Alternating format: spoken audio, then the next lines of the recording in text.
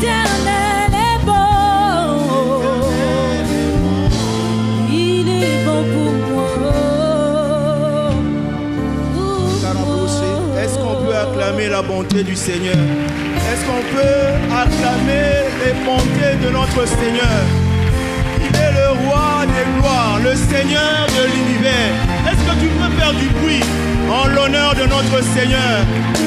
Oh, fais-le mieux, encore plus fort, pour notre Seigneur.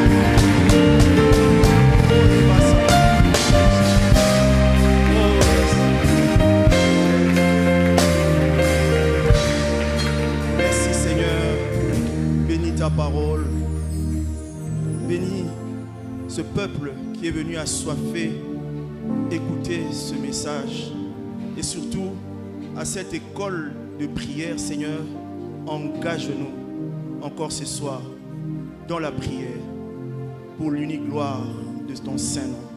Au nom de Jésus, nous avons ainsi prié. Amen. Amen. Gloire au Seigneur. On peut se rasseoir, s'il vous plaît. Alors, je tenais à dire merci à Dieu pour cette opportunité qu'il nous donne de nous tenir au-devant de vous, ce merveilleux peuple. Et aussi un grand merci à papa et à maman pour cette marque de confiance en notre endroit. Amen, amen. Donc nous sommes à l'école de la prière. Est-ce que tu peux dire à ton voisin la puissance de la prière? La puissance de la prière. Amen. Alors nous sommes dans Hébreux chapitre 5, verset 7. Est-ce qu'on peut honorer la parole du Seigneur? Hébreux 5, 7.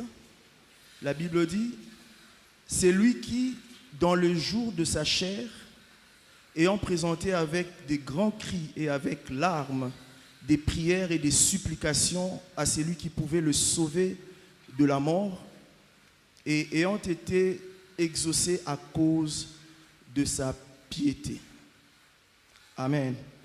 Marc chapitre 11, verset 24. Marc 11, 24. C'est pourquoi je vous dis, tout ce que vous demanderez en priant, croyez que vous l'avez reçu et vous le verrez s'accomplir. Est-ce qu'on peut acclamer la parole du Seigneur? Amen. Alors je tenais également à honorer ma charmante épouse, Thérèse Loussamba. Ça va faire, je crois, 24 ans depuis qu'on se connaît. Et bientôt, ça fera 15 ans de mariage. C'est extraordinaire. Nous avons 2 enfants. Et vous savez, l'une de mes requêtes, c'est Alpha 40, que Dieu nous donne des jumeaux. Amen. Est-ce que tu peux prier aussi pour moi? Des jumeaux. Est-ce que quelqu'un reçoit l'onction des jumeaux en ce soir? Amen. Alléluia. Donc, la puissance de la prière. Il est écrit dans Éphésiens 6, 18, la Bible dit: faites en tout temps, par l'Esprit, toute sorte de prières. Pourquoi toutes sortes de prières? Parce qu'il y a toutes sortes de défis, toutes sortes de circonstances que nous rencontrons dans la vie. Alléluia. Toutes sortes de prières, toutes sortes de circonstances que nous rencontrons dans la vie. Quelle que soit l'adoration, quelle que soit l'intercession, les actions de grâce, que ce soit les supplications. Bien aimé, la prière libère, ou la prière fait l'impossible parce qu'elle libère la sagesse et la puissance de Dieu dans n'importe quelle situation. Est-ce que quelqu'un peut m'aider à dire Alléluia? Et l'apôtre Jacques, en Jacques 5, 13, il se pose, il s'interroge, il dit: quelqu'un parmi vous est-il dans la souffrance? Ou quelqu'un parmi vous est-il affligé? Qu'il prie. Alléluia. Bien aimé, pour ceux qui sont affligés, pour ceux qui sont tourmentés ou abattus, l'intervention divine vient sur les ailes de la prière. Alléluia. Vous savez, lorsque vous êtes affligé, que vous rentrez chez vous à la maison, vous trouvez tous les enfants malades. que votre mari a été chassé du travail. Vous avez, quelqu'un a pris vos terres, il a pris vos propriétés. Il y a une maladie qui te dérange. Vous n'arrivez plus à nouer les deux bouts de moi. À chaque fois, vous faites des fausses couches. Et un de vos enfants vient avec un bulletin désastreux après avoir dépensé tellement sur ses frais scolaires. Bien-aimé, lorsque tu te trouves dans cette situation, je t'en supplie, ne t'alarme pas. Ne cherche pas qu'on ait pitié de toi ou compassion de toi. Bien-aimé, rentre dans ta chambre secrète. Plie tes genoux. Prie le Seigneur. Amen. Déclare la parole du Seigneur. Alléluia. Tu es le premier prophète de ta vie. Oh, je disais, tu es le premier prophète de ta vie. Vous savez, nous vivons dans un monde méchant, un monde mauvais. Ta part, bien-aimé, tout ce que tu devras avoir dans la vie ne te viendra pas à l'aise, ne te viendra pas facilement. Tu dois payer le prix. Alléluia. Ta part te viendra par insistance. Ta portion te viendra par réclamation. La Bible dit, depuis le temps de Jean-Baptiste jusqu'à présent, le royaume de Dieu est forcé. Et ce sont les violents qui s'en emparent. Alléluia. Tu dois importuner Dieu dans la prière. Tu dois insister. Faire un peu comme cette veuve face au juge unique qui devait l'importuner tout le temps jusqu'à ce qu'elle a obtenu gain de cause. Alléluia. Alléluia. Vous savez, on ne peut pas parler de la puissance de la prière si d'abord dans votre vie la prière est une corvée. Si on doit vous bousculer pour prier. Quelqu'un a dit, aussi longtemps que la prière n'est pas devenue une joie, n'est pas devenue un plaisir, c'est que tu n'as pas encore commencé à prier. Aussi longtemps que la prière n'est pas devenue une joie, un plaisir, c'est que tu n'as pas encore commencé à prier. Alléluia.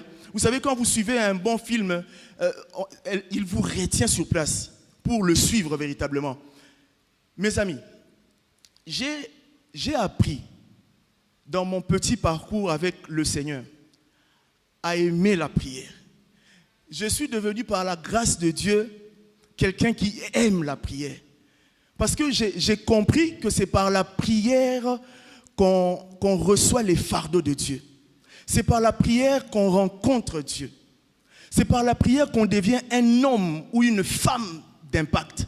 C'est par la prière qu'on reçoit les directives, les inspirations de Dieu.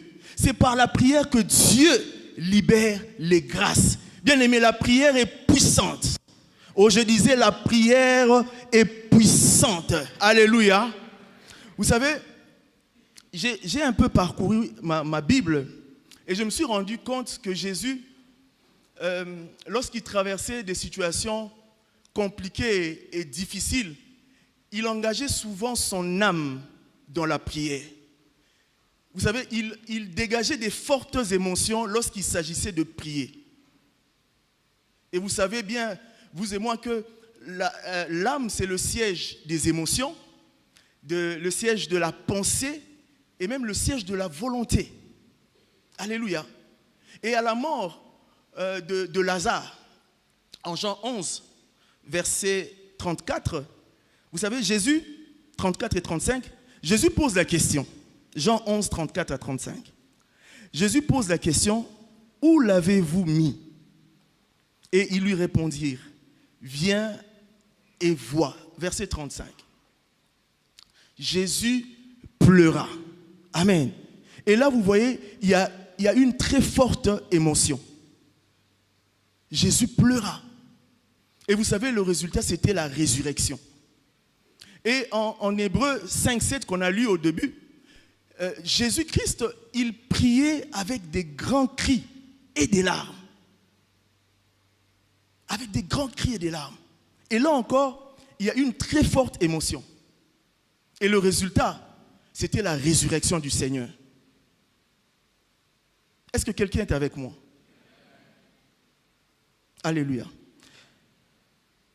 La prière va changer ta vie ce soir.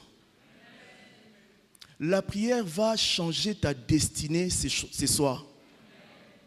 Et là, je parle de l'âme. Écoutez, l'âme, et s'agissant toujours de l'âme, j'aimerais dire quelque chose de très, très important. En Jean 11, toujours le même verset, Jean 11, 41, 42 maintenant, la Bible dit, « Ils ôtèrent donc la pierre, et Jésus leva les yeux en haut et dit, « Père, je te rends grâce de ce que tu m'as exaucé. » Verset 42. « Pour moi, écoutez, pour moi, je savais que tu m'exauces toujours. » Waouh! Que tu m'exauces toujours. Et on va se dire, quelle vie de consécration pour Jésus. Donc, la puissance de la prière t'amène dans une dimension d'exaucement en cascade.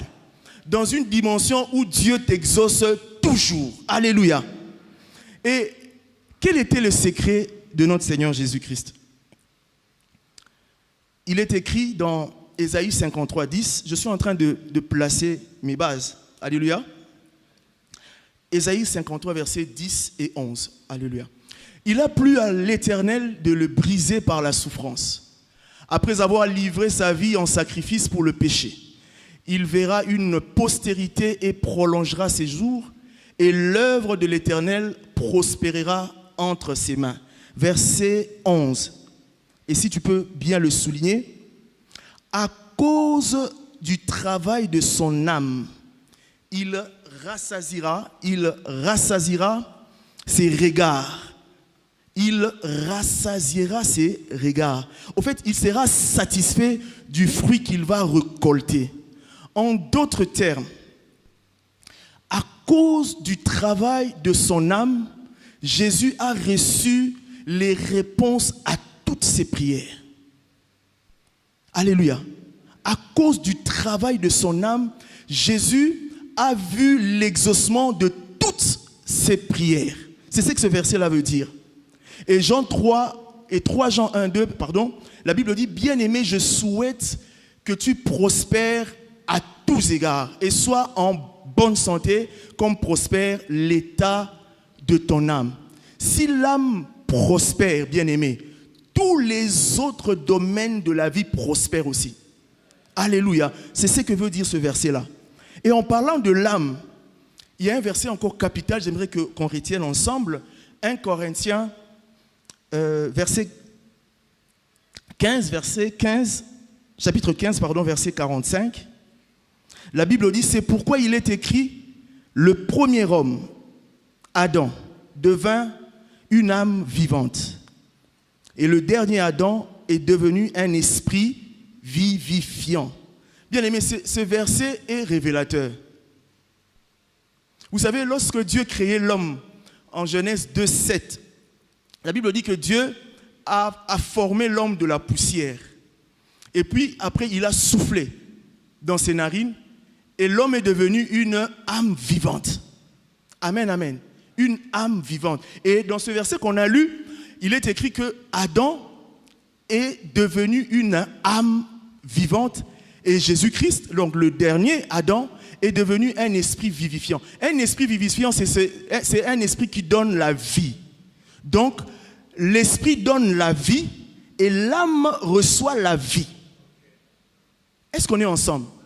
Lorsque tu pries le Seigneur, le Saint-Esprit en toi communique la vie de l'esprit à l'âme.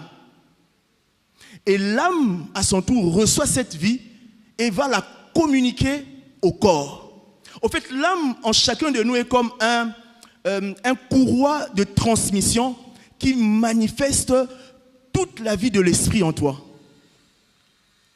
Alléluia. Donc l'âme, c'est comme un courroie.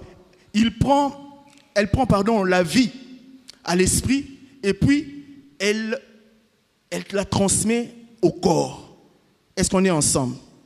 Et rapidement, avant de prier, on va voir 4 principes. 4 principes qui ont donné à Jésus les exaucements en cascade. 4 principes, rapidement, pour vivre la puissance de la prière. 4 principes pour vivre la puissance de la prière. Premier principe. Marc 11, 24. On l'a lu. C'est pourquoi je vous dis, tout ce que vous demanderez en priant, croyez que vous l'avez reçu et vous le verrez s'accomplir. Ça, c'est dans la version Louis II. Mais je l'ai compris autrement, ce verset, dans la version anglaise King James. OK? Et ça dit ceci, je traduis directement. La Bible dit, tout ce que vous désirez. Ouais, c'est pourquoi je vous dis, tout ce que vous désirez quand vous priez, croyez que vous le recevez et vous l'aurez. Tout ce que vous désirez quand vous priez, croyez que vous le recevez et vous l'aurez. Le premier principe, c'est le désir. Le désir, c'est une émotion qui vient de l'âme. Oui, qui vient de l'âme. Désirer, c'est avoir passion d'obtenir quelque chose. Désirer, c'est avoir passion que quelque chose se passe. Alléluia. Et la prière, bien-aimée, est en réalité un don de soi. Un don de soi. Où tu dois toi-même te donner entièrement. Et Dieu se donnera aussi entièrement. Alléluia. Ta demande doit être soutenue par toi-même. C'est ça le désir. Ta demande doit être soutenue par toi-même. Sinon, la réponse ne sera pas soutenue par Dieu. Alléluia. Est-ce que quelqu'un comprend quelque chose? Gloire au Seigneur. Jésus donc faisait, lorsqu'il priait, il faisait accompagner ses prières par des désirs profonds dans son âme. Et cela engendrait ou donnait naissance à des exaucements. Pourquoi je dis cela? Ou comment les exaucements arrivaient? Parce que le désir te pousse à l'action. Le désir te pousse à l'action, mais le souhait te maintient ou te garde ou t'amène à rester sur place attendant la chose sans véritablement rien faire. Donc le désir est différent du souhait. Alléluia. Le désir engage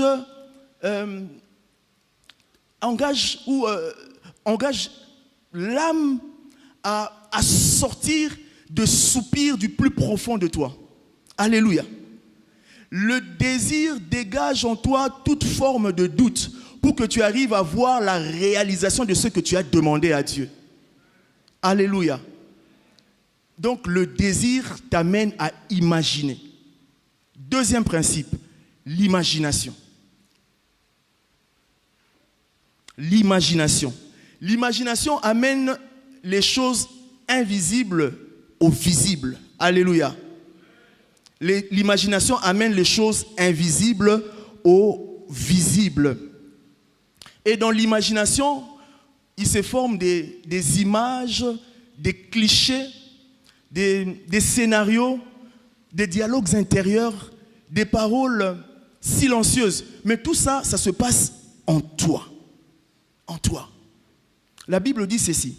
Dans Matthieu 5, versets 27 à 28, Jésus dit: quiconque regarde une femme pour la convoiter a déjà commis un adultère avec elle dans son cœur. Dans son cœur. Quand on dit dans son cœur, ça veut dire dans son imagination. Dans ton imagination, déjà, quand tu regardes et tu convoites à l'intérieur de toi, donc tu as fait. Amen. Vous savez, aujourd'hui, beaucoup de gens pêchent dans ce qu'ils cogitent dans leur tête. Vous verrez un jeune homme entrer dans sa chambre et vraiment en un très bon cinéaste ou un metteur en scène, il est en train de... Vraiment, il construit des scénarios, il fait un peu son film, quoi. Il est là, il s'imagine des choses, il fait tout à l'intérieur. Et c'est bien dommage. On pêche parce que Jésus voit même notre imagination, ce qui se passe à l'intérieur de nous. Donc nos pensées seront jugées. Amen. Matthieu 11, 24 qu'on a lu, la Bible dit, c'est pourquoi je vous dis, tout ce que vous demanderez en priant, croyez que vous l'avez reçu et vous le verrez s'accomplir. Le croyez que vous l'avez reçu, c'est ça l'imagination. Le croyez là que vous avez reçu, c'est ça même l'imagination. Et avant même de recevoir la chose, le Seigneur met en toi cette capacité, cette force intérieure qui t'amène à visualiser la chose que tu as demandé à Dieu. Amen, amen. Et quand tu fais ça, tu ramènes tout ce qui était invisible au visible. Troisième principe, payer le prix ou le sacrifice. Et là, j'aimerais vraiment m'apaisantir. Le sacrifice, c'est une puissance qui déclenche le désir. Le sacrifice, c'est une puissance qui déclenche le désir. Sacrifier, c'est plier sa volonté. Sacrifier, c'est sortir de sa zone de confort. Alléluia. Et Hébreux 11, 1 dit ceci. Or, la foi est une ferme assurance des choses qu'on espère. Donc, on est tellement sûr de la chose qu'on espère qu'on l'imagine. C'est ça la première partie. Et une démonstration des choses qu'on ne voit pas. Donc, on démontre cette chose en posant des actes prouvant que cela va arriver. Alléluia, c'est ça la foi. Est-ce que tu veux vraiment ce que tu veux? Est-ce que tu désires vraiment ce que tu veux? Alléluia. Il y a un récit merveilleux dans 2 Rois, chapitre 3, versets 26 à 27. C'est que le roi de Moab, où Moab était en guerre avec Israël. Et le roi de Moab, voyant que lui et sa troupe subissaient vraiment un échec cuisant, il cherche à se frayer un passage. Et ne trouvant pas un passage, il prend, imaginez-vous, il prend son fils, son premier-né, il le tue, il le sacrifie. Tout simplement parce qu'il voulait sortir, ou il voulait la délivrance, il voulait fuir. Et lorsque Israël a vu ça, la Bible dit Israël était dans une forte indignation. 2 Rois chapitre 3 verset 27. La Bible dit que une grande indignation s'empara d'Israël. Et Israël a fui. Alors Israël était dans une position de force. Mais à cause du sacrifice que le roi de Moab a fait, cela lui a donné la délivrance. Bien aimé, le sacrifice nous donne toujours la délivrance. Amen, amen.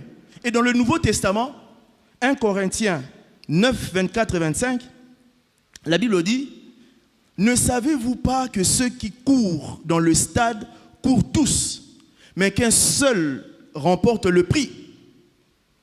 Courez de manière à le remporter.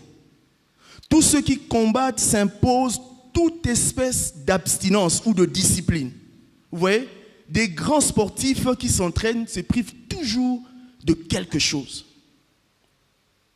Alors, si tu pries et tu veux vraiment, je ne sais pas, je donne un exemple, la promotion dans ton service, tu dois payer le prix de te mettre à niveau.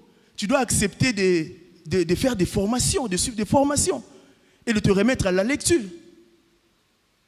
Ou par exemple, si tu veux booster tes finances, tu peux te dire, ok, je veux commencer à donner des offrandes qui me font mal.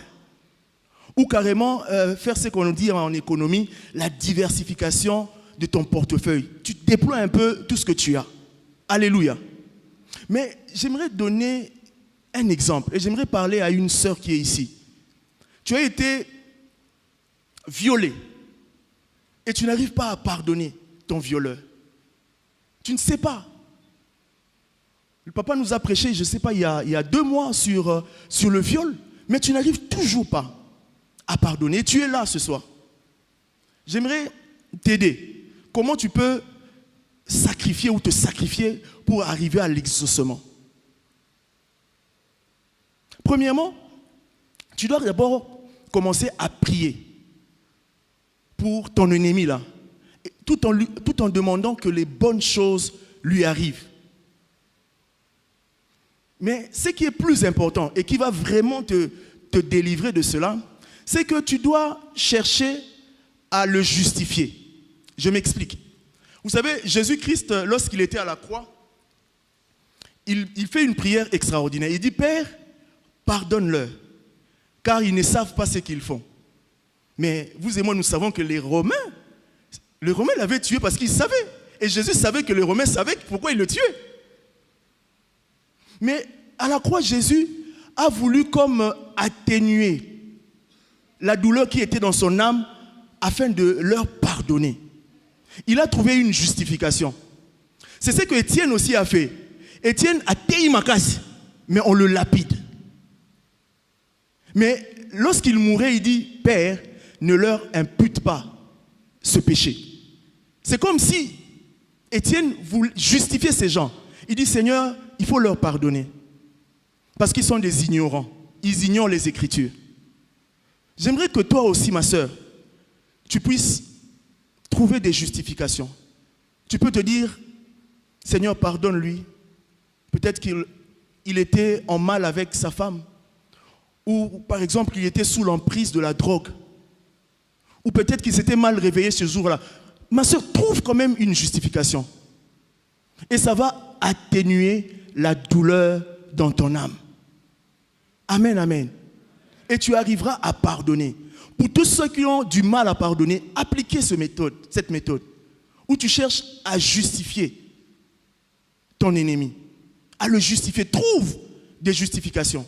Et tu verras, tu vas arriver à lui pardonner facilement. Est-ce qu'on peut acclamer le Seigneur?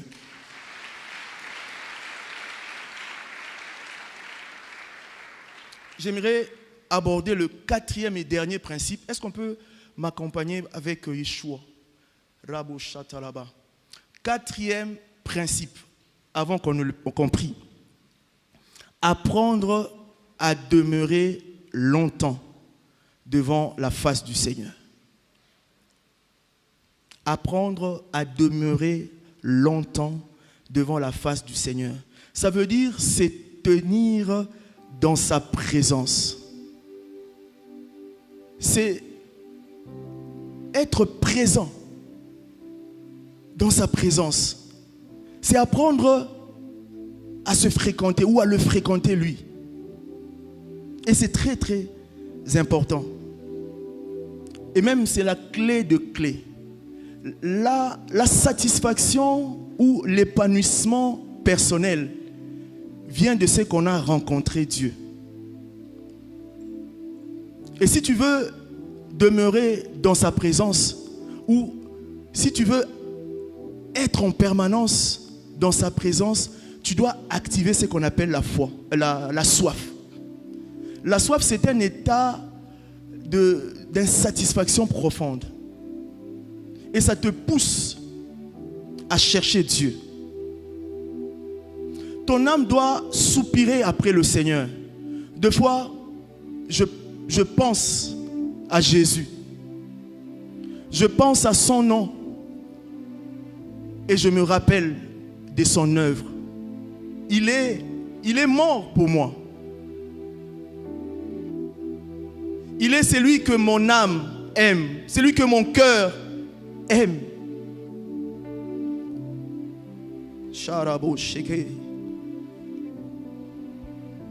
Et dans cette posture, Dieu vient se présenter au-devant de toi. Deux fois la nuit, je me réveille. Entre parenthèses, moi je pense que c'est faux qu'il faut qu'on dorme toujours 8 heures par jour. Parce que je sais que le corps s'adapte toujours. Pendant que toi tu dors jusqu'à 7 heures du matin, il y en a de ceux-là qui se réveillent. Ils payent le prix en se réveillant la nuit. il cultive le temps pour chercher Dieu.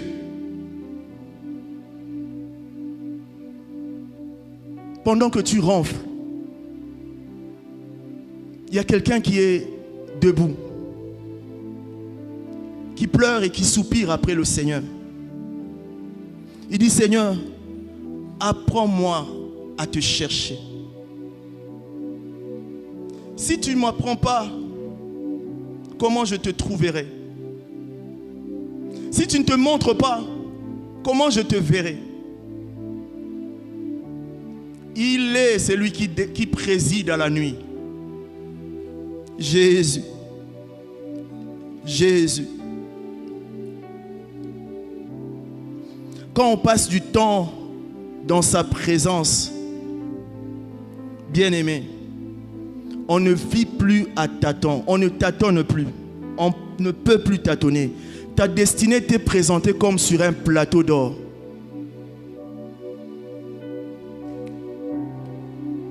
Genèse 17, 1.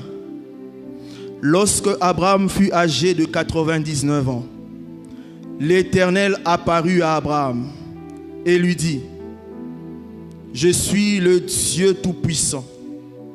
Marche devant ma face et sois intègre. Dans Genèse 17, c'est là où Dieu dévoile son alliance à Abraham. C'est là où Dieu change le nom d'Abraham de sa femme Sarah. C'est dans ce même Genèse 17 que Dieu donne Isaac à Abraham. C'est toujours dans Genèse 17 que Dieu lui donne la loi de la circoncision. Et c'est là que le Seigneur lui donne Canaan.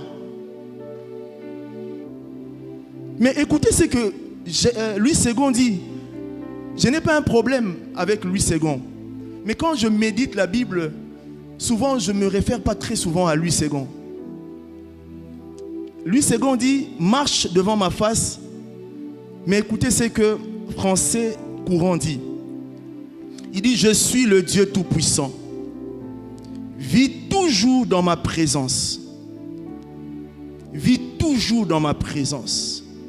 Tiens-toi toujours dans ma présence. C'est en se tenant dans la présence du Seigneur que le Seigneur s'est révélé à Abraham. Il lui a montré ou dévoilé l'alliance. Il lui a donné Isaac. Il lui a donné Canaan. Il lui a donné la loi de la circoncision dans sa présence.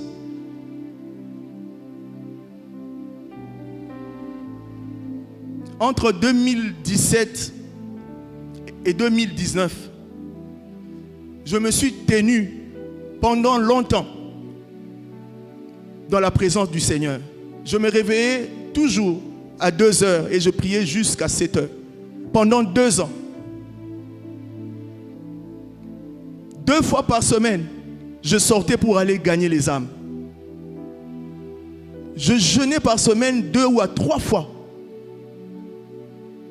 J'écoutais 2 prédications par jour. Je suivais des formations en ligne. Ma femme est témoin. Et Dieu est venu se livrer à moi. Je ne demandais rien. J'étais simplement là, dans sa présence. Et tout ce que je vis aujourd'hui, il me l'avait déjà dit.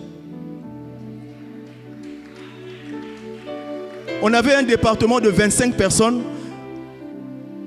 Et quand j'ai fini mon temps de retraite de 2 ans, le pasteur m'appelle, il me dit, je te donne maintenant 125 personnes que tu vas conduire. 1 mois plus tard, il me dit, tu vas devenir superviseur adjoint du département. 2 mois suivants, il me dit, tu vas te charger d'un département des ressources humaines. 3 mois plus tard, il me dit, tu deviens le responsable de l'événementiel. Et lorsqu'on arrive, et tout ça je savais, il me disait va prier. Mais je n'allais pas prier parce que je savais que j'avais tout reçu. Il confirmait, quand je voyais ça, je bénissais le Seigneur. Ma femme est là, j'ai tout vu.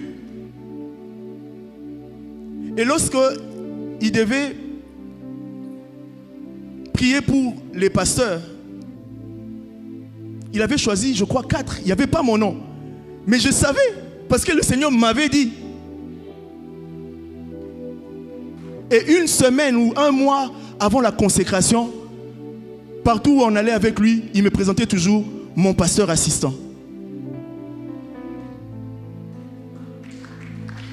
Depuis 2015, j'accompagnais toujours le pasteur Marcelo. Partout où il allait prêcher.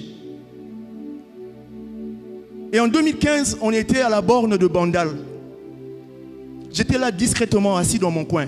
Et j'ai vu le pasteur sur un ballon. Et un coup, je vois ce ballon-là bondir et s'envoler. Et moi, j'ai attrapé le ballon.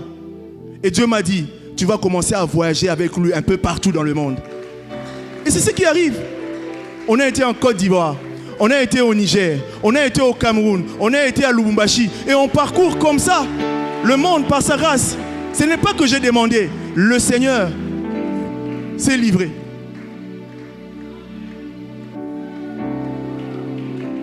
Bien-aimé, personne ne peut m'embrouiller. Personne ne peut venir embrouiller ma vie. Je sais ce que le Seigneur m'a dit. Je sais ce que le Seigneur m'a dit.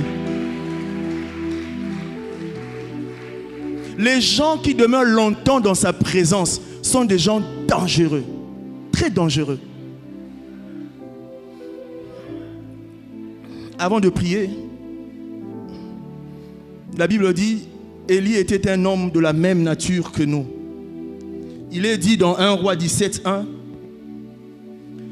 Élie le Tisbite, l'un des habitants de Galade, dit à Akab, l'Éternel est vivant, le Dieu d'Israël, dont je suis le serviteur. Il n'y aura ces années-ci ni rosée, ni pluie, sinon à ma parole. Et ça, c'est encore Louis II. Je n'ai pas un problème avec Louis II. Mais écoutez ce que ma version dit. La version Darby. La Bible dit, l'Éternel devant qui je me tiens est vivant. L'Éternel en la présence de qui je me tiens est vivant. Élie était un habitué de l'intimité divine. C'est comme ça qu'il a empêché, il a arrêté la pluie pendant 3 ans et demi. Mais où est-ce qu'il avait puisé cette puissance? C'était dans la présence du Seigneur. Vous savez, une nuit, je me suis tenu comme ça longtemps. Et le Seigneur, vers 6 heures, il me dit, aujourd'hui là, quand tu vas aller à l'église, prie pour des gens simplement. Ne complique pas, prie simplement. Et c'était pendant les 30 matins de prière. Je suis arrivé, le culte a pris fin, j'étais à mon bureau. Il y a un jeune homme qu'on amène dans mon bureau. Ça faisait 15 ans qu'il n'arrivait plus à voir. Il ne savait plus lire ni écrire. Il ne voyait pas. Et il est venu dans mon bureau. Alors là, j'ai voulu faire une prière sophistiquée. Mais le Saint-Esprit m'a soufflé. Il m'a rappelé ce qu'il m'avait dit dans le secret. Et je me suis levé. Lui aussi s'attendait à une prière forte. J'ai dit que le Seigneur te fasse grâce afin que tu recouvres la vue. Bien-aimé, quelques jours plus tard, il a vu comme les écailles tombaient de ses yeux. Il était venu témoigner ici qu'il avait complètement vu. Il pouvait lire et écrire. C'était au mois de juillet, bien avant le 30 matin. Et une nuit, j'étais encore là. On parlait de tout et de rien. Et il fallait que je fasse des commandes en Turquie. mais je n'avais pas vraiment de liquidité. Alors là, j'ai changé, j'ai dit, mais Seigneur, mais c'est compliqué, on fait comment? Il me dit, mais je t'ai déjà donné. J'ai dit, oui, tu m'as déjà donné. Il m'a dit, oui. Et je me lève. C'était un dimanche. Je viens au culte. Ce n'est pas moi qui avais prêché. C'était un bien-aimé ici qui avait prêché au deuxième culte. Ce n'était pas moi. Il a prêché. Il a fini. Et après le culte, je pense que le diaconat avait fait une erreur. Il me dit, pasteur, cette offrande du prophète, c'est pour toi. Je n'avais pas demandé. Il me dit, c'est pour toi. Il ne l'avait même pas compté. Et de toute ma vie, je vous jure, je n'ai jamais reçu une telle offrande du prophète. Et je m'étais dit que le diaconat ou les diacres avaient fait une erreur. Quand j'ai ouvert l'enveloppe, je commençais à compter les billets de sang. J'ai dit non. Ici à la compassion, j'ai compté. Je comptais. Le Seigneur a fait infiniment au-delà de ce que je pensais et imaginais. J'ai pu passer ma commande et même payer le fret. Et j'ai gardé encore quelque chose en reste. Bien-aimés, les gens qui passent du temps dans l'intimité, dans la présence du Seigneur, ce sont des gens dangereux. Très dangereux. Dans la présence de Dieu, il y a d'abondance de joie. Dans la présence de Dieu, il y a abondance de paix. Dans la présence de Dieu, il y a abondance d'amour. Dans la présence de Dieu, il y a abondance de richesse. C'est là où on trouve des exaucements. C'est là où Dieu vient déverser sur ta vie des choses impensables. Dans sa présence. Dans sa présence.